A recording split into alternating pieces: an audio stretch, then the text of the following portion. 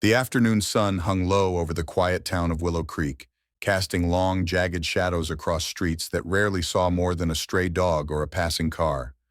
Tucked away in a forgotten corner of the state, this was a place where time seemed to dawdle, where the most exciting event was the annual fair, until that day. The air was thick with the scent of dust and fading summer blooms as the heavy glass doors of First Union Bank creaked open. In shuffled an old man, his figure bent like a wind-worn tree, a tattered sack of coarse burlap slung over one shoulder. The fabric was stained dark with age, patched in places, and sagging under an unseen weight. His face was half hidden beneath the frayed brim of a hat that might have once been brown, but was now a mottled gray, and his boots scuffed the pristine marble floor with every uneven step. Inside the bank, the lobby hummed with the soft murmur of routine. A handful of customers lingered, Mrs. Clara from the bakery withdrawing her weekly earnings, Mr. Evans counting coins for his grandson's birthday, and the staff behind the gleaming counters traded idle chatter. To them, the old man was a curiosity at best, a nuisance at worst. He looked like the sort who'd wander in asking for a handout, not a man with business to conduct. The tellers, young and polished in their pressed uniforms, shared faint, knowing smiles, while the branch manager, Daniel Holt, adjusted his navy tie in the reflection of a glass partition. But when the old man reached the center of the room and stopped, something shifted. He straightened as much as his crooked spine allowed, lifted his head, and fixed the room with eyes that burned with an intensity no one expected, sharp, unyielding, like embers buried in ash. "I am the owner of this bank," he declared, his voice steady and clear despite the tremor in his hands. For a moment silence gripped the room, as if the words had sucked the air dry. Then a soft chuckle broke through, tentative at first from a teller named Lily, her ponytail bouncing as she leaned toward her friend Sarah. Another laugh followed, sharper this time, from a customer near the deposit slips. The security guard, Mark, a broad-shouldered man with a badge pinned to his chest, smirked and unfolded his arms, stepping forward with the casual authority of someone used to handling oddities. Even Daniel Holt, a man who prided himself on patience, shook his head with a faint grin, assuming this was just another confused soul lost in time. Their amusement rippled through the bank like a breeze across still water, light and dismissive.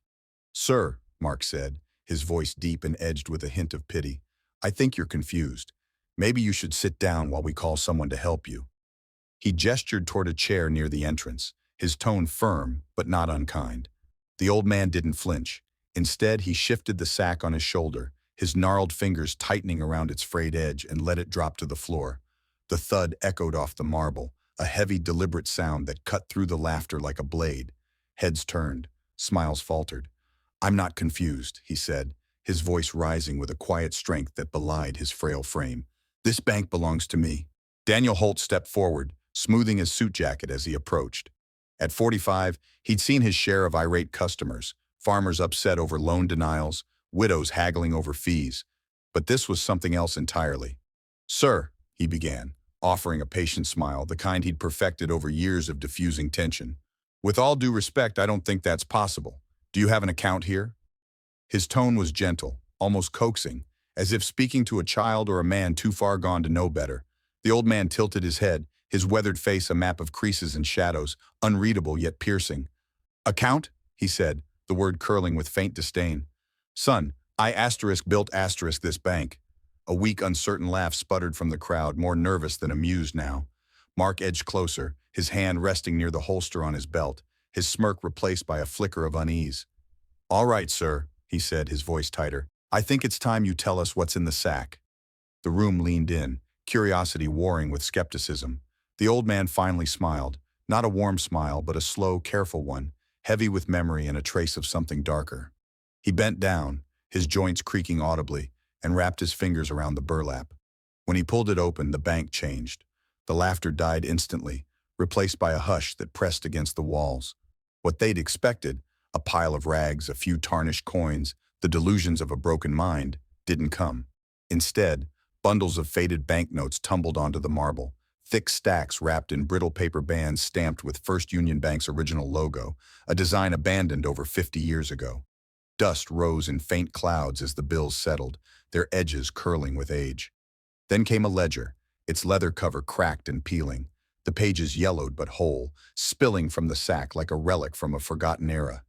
The crowd stared, mouths agape, as the air grew thick with disbelief.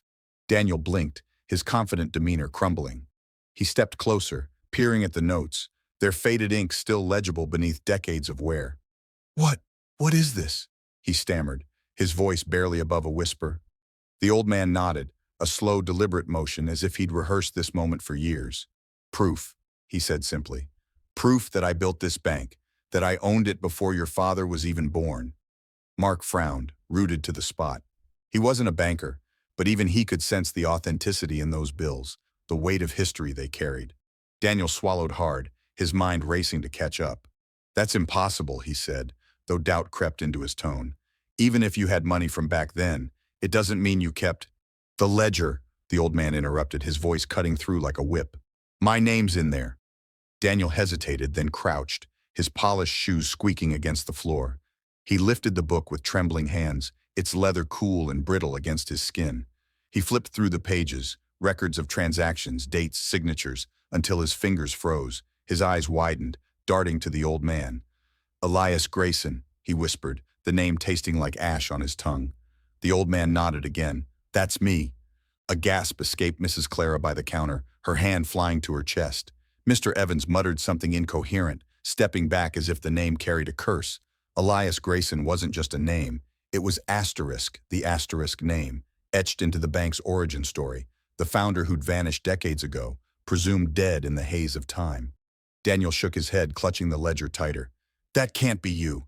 Elias Grayson would be over 100 years old by now." The old man's eyes gleamed, sharp and alive. "And yet here I am."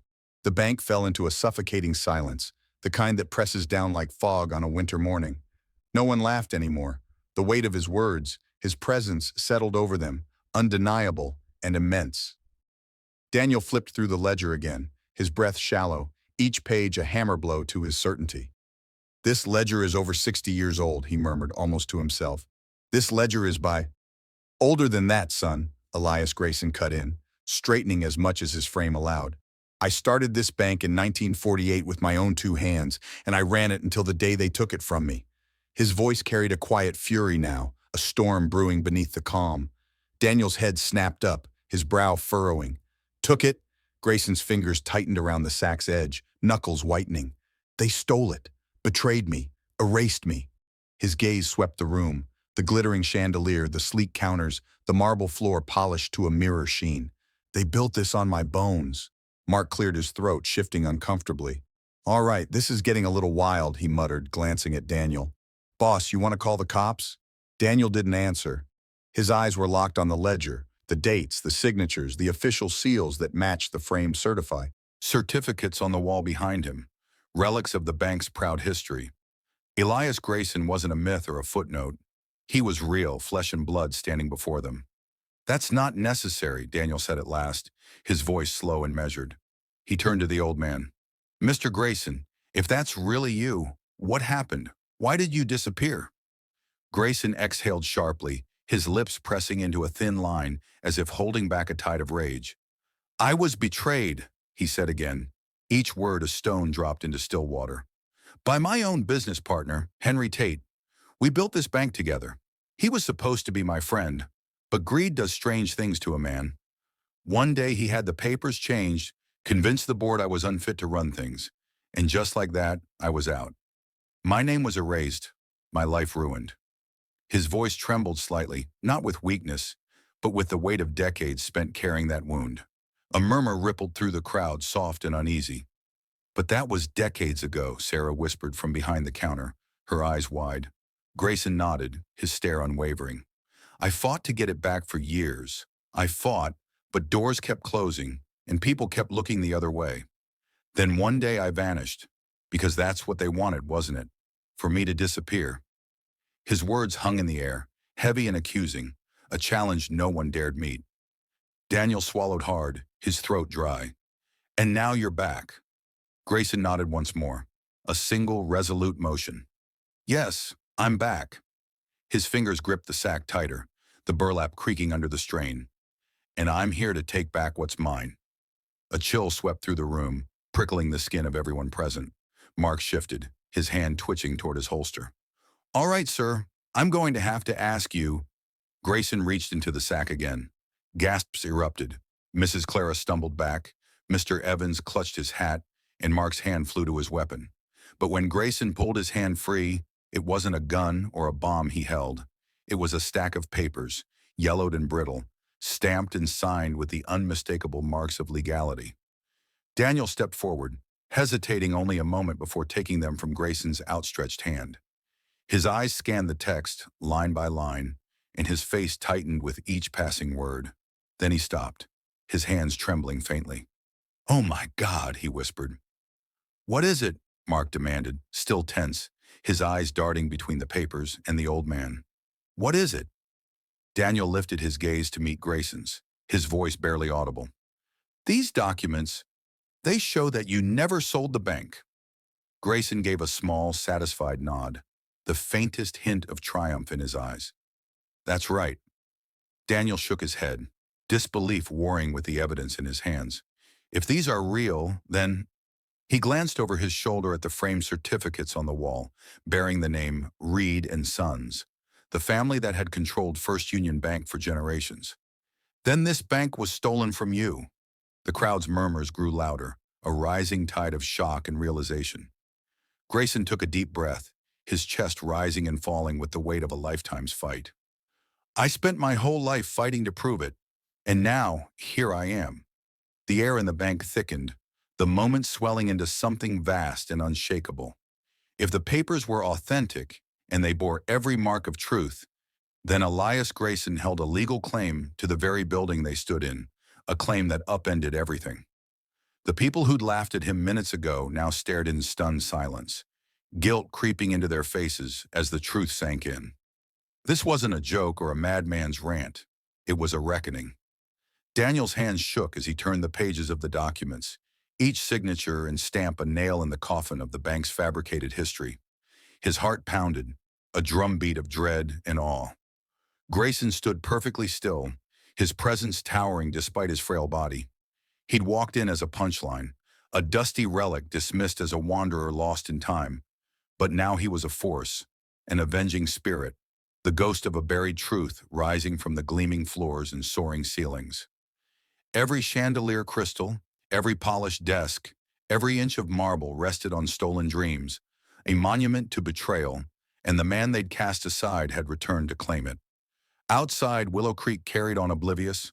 Cars rumbled past, children laughed on their way home from school, the world turning as if nothing had changed. But inside, time slowed to a crawl. Grayson bent down, his movements deliberate, and lifted a bundle of the old banknotes from the sack. He ran his fingers over the worn paper, tracing the faded ink as if touching a piece of himself. A past when he'd held power, trust, and purpose, only to watch it slip through his hands like sand. The years weighed on him, etched into every line of his face, yet his hands remained steady, unshaken by doubt. Daniel felt his throat tighten, a lump he couldn't swallow. He'd spent 20 years climbing the ranks at First Union, believing in its legacy, its rules, its unshakable foundation. Now that foundation was dust. A choice loomed before him: face the truth, right the wrong, or let it be buried again beneath layers of legal battles and denial. The room stayed silent, the only sound the distant chime of a clock tower marking the hour. Grayson waited, his eyes fixed on nothing and everything, a man who'd carried this burden too long to falter now. The air had shifted, the laughter long gone, replaced by a hushed reverence. Something immense had been unveiled, a truth that dwarfed them all, pressing down like the weight of history itself. Grayson stood motionless, his face calm yet radiating strength. He'd waited a lifetime for this, not just to speak, but to be seen. His gaze swept the room, lingering on the brass plaques, the oak desks, the trappings of a prosperity built on his ruin. Daniel clutched the papers, their edges biting into his palms, feeling as if he held the bank's entire past in his grasp. He turned slowly toward the back office, his steps heavy. The board had to see this. The lawyers would need to be called. But as he reached the door, he paused, a cold certainty settling in his gut. He knew how it would play out. The Reed family, entrenched in wealth and power, would fight tooth and nail. They'd call the documents forgeries, drag Grayson through courts for years, betting on his age to outlast his resolve. And Grayson, he might not have that time. Daniel glanced back, meeting the old man's steady gaze, and felt a pang of something like shame. A soft murmur stirred among the employees. Lily, the young teller, stepped forward first, her hands trembling slightly. She knelt and picked up one of the faded banknotes from the pile at Grayson's feet, holding it for a long moment before placing it on the counter with care, as if it were a holy relic. Sarah followed, then another teller and another. One by one they moved, each lifting a piece of Grayson's past, his proof, his claim, his legacy, and setting it gently before him. Mark shifted his weight, his hand dropping from his belt. He offered Grayson a small nod, a silent acknowledgement that this was no longer his fight to control. Grayson watched in silence, his chest rising and falling with slow, measured breaths. He had no more words, no more battles to wage. He'd come with nothing but the truth and the weight of decades, and now for the first time in years he was visible. Not a shadow, not a memory, but a man reclaimed. Daniel spoke at last, his voice quieter than before. "This isn't over," he murmured, more to himself than the room. No, it wasn't over, but it had begun. Grayson exhaled, a sound like the release of a long-held burden. He turned and walked toward the door, his steps deliberate, his head high. He didn't look back. He didn't need to. For the first time in decades, he'd won. The sun dipped below the horizon in Willow Creek, painting the sky in hues of amber and shadow, and a new chapter dawned for First Union Bank, a chapter forged in truth, justice, and the courage to reclaim what was lost. Thank you for watching. If this story stirred your soul, sparked your curiosity, or challenged your view of the past, join our community. Hit like, subscribe, and share your thoughts below. Your voice matters, and together we can unearth more hidden stories waiting to be told.